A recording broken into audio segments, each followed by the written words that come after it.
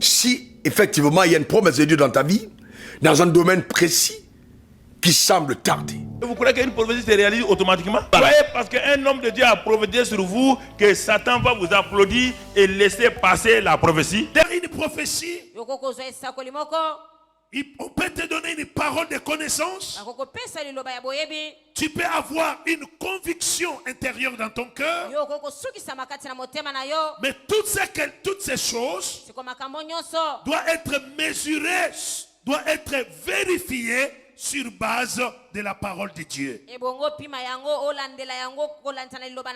Cela veut dire que la prophétie des prophéties, les songes des songes, la conviction des convictions, alléluia, c'est la parole de Dieu.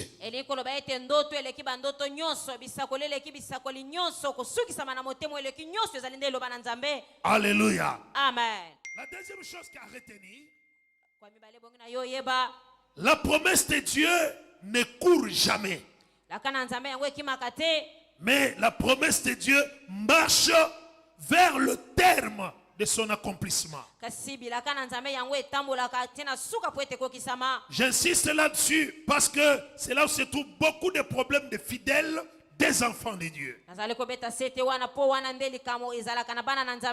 Je viens de dire que quand Dieu nous fait une promesse, cette promesse suscite à nous l'espérance. Cette promesse provoque à nous la consolation de Dieu. Alléluia. Amen. Alors, ce que Dieu dit, la Bible dit que la promesse de Dieu ne court pas. Parce que Habakkuk nous dit ceci. Écris cette parole de la prophétie parce qu'elle marche vers le terme de son accomplissement. Les promesses de Dieu ne courent jamais. Mais les promesses de Dieu marchent. Donc parce que les promesses de Dieu marchent, tu dois avoir la patience. Parce que quand tu es dans la patience, comme je dis hier, la patience nous amène dans un retard bénéfique. Est-ce qu'on est ensemble? Amen. Je reprends, je dis la patience t'amènera dans un bénéfice qui doit être retardé. Mais l'impatience t'amènera dans une accélération destructrice. Parce que tu es impatient, les choses vont s'accélérer pas pour te construire mais pour te détruire. Et que Dieu vous a créé et que Dieu vous donne un plan, l'ennemi se positionne pour que ce plan ne se réalise jamais à 100% dans votre vie. Dieu t'a parlé. Les mois se sont écoulés, les années se sont écoulées et tu as comme l'impression que le ciel est fermé au-dessus de ta tête et que ce rêve ne s'accomplira plus. Tu as même l'âme découragée et abattue. Ton espérance en Dieu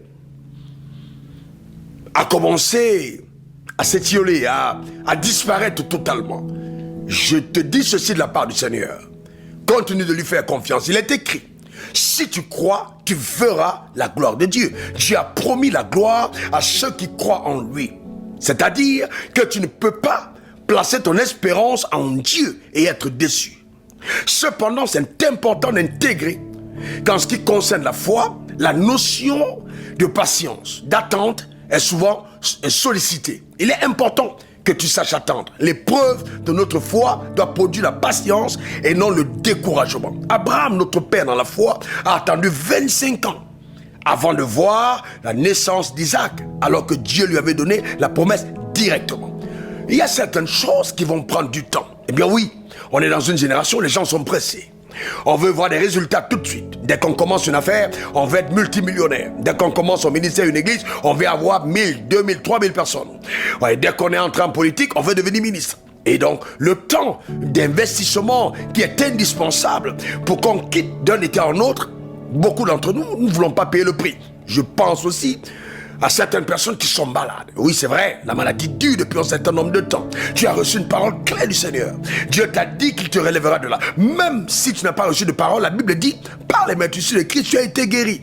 Eh bien, tu t'es accroché à cette parole et aujourd'hui, puisque le temps passe, tu as comme l'impression que Dieu t'a lâché. Non.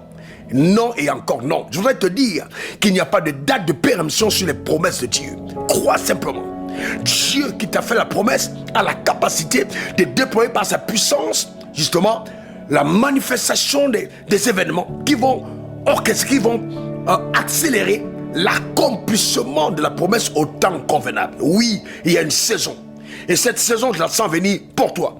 La saison de ton mariage, la saison de ton enfantement, la saison de ta promotion, la saison de ta nomination au gouvernement, la saison où tu trouves un club, un bon club, où tu vas jouer, où tu vas signer un contrat important, la saison de ton exposition. Il y a un temps pour chaque chose sous le soleil. Ne te décourage pas. Généralement, le découragement commence à s'intensifier quand on est plus loin du but.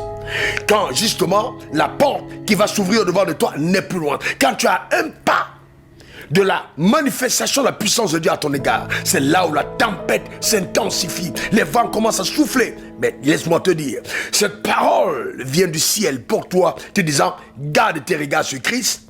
Très bientôt, il va changer tes vêtements de deuil en vêtements de joie. Très bientôt, une bonne nouvelle te sera adressée de ta prison, te disant, maintenant, tu es demandé, il y a quelque chose de plus grand que Dieu te réserve. Pense à Joseph. Il a été injustement mis en prison. Il a duré longtemps dans cette prison, mais le jour où Dieu a décidé qu'il devait sortir, un événement surnaturel s'est produit. Pharaon a eu un rêve que personne d'autre ne pouvait expliquer. On devait chercher Joseph. Le temps de préparation que tu as eu, le temps d'investissement, le temps de la prière, c'est pas un temps perdu. Dieu tient compte de tout ça et il te récompensera. Je te garantis. Et je crois pour ma part que ce temps est arrivé, que l'ange de l'Éternel te localise et qu'une accélération prophétique s'accomplisse dans ta vie au nom suprême de Jésus.